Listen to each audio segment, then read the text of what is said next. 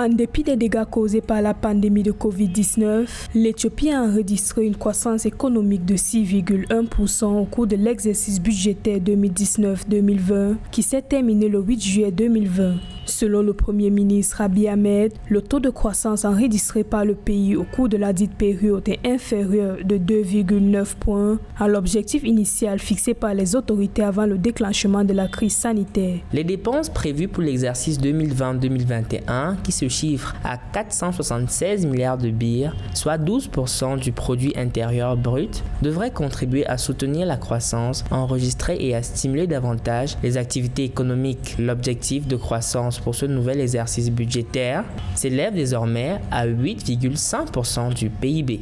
Les données officielles indiquent que les secteurs des mines, de l'agriculture, de l'industrie et des services ont fortement contribué à cette croissance économique avec une croissance de 91%, 4,3%, 9% et 5,3% respectivement. En outre, avec l'introduction de nouveaux billets de banque, le nombre de citoyens disposant de comptes d'épargne est passé de 37,8 millions à 50,7 millions, ce qui aura un impact positif sur le renforcement de la capacité des institutions financières à accorder des prêts aux investissements.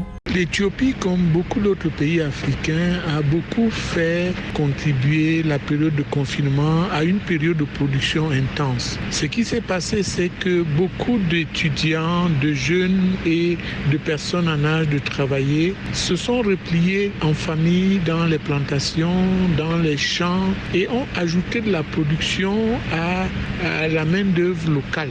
Ce qui fait que la production agricole, la production industrielle, surtout celle semi-artisanale, ne s'est pas arrêtée pendant la période du confinement. Et beaucoup de personnes ont capitalisé cette période pour faire des productions alternatives. Et c'est la raison pour laquelle il y a eu, dans certains endroits, un regain de production au lieu d'une baisse de production qui a permis de juguler les estimations de pertes dans la croissance. Le gouvernement éthiopien a par ailleurs alloué environ 90 millions de dollars pour soutenir les secteurs du tourisme et du transport durement touchés par la pandémie. Notons que cette croissance économique enregistrée par l'Éthiopie dépasse les projections du Fonds monétaire international qui tablait sur un taux de 1,9% en 2020. Pour rappel, le produit intérieur brut de l'Éthiopie a atteint 107,4 milliards de dollars et le pays a enregistré une croissance économique de 9% en 2019.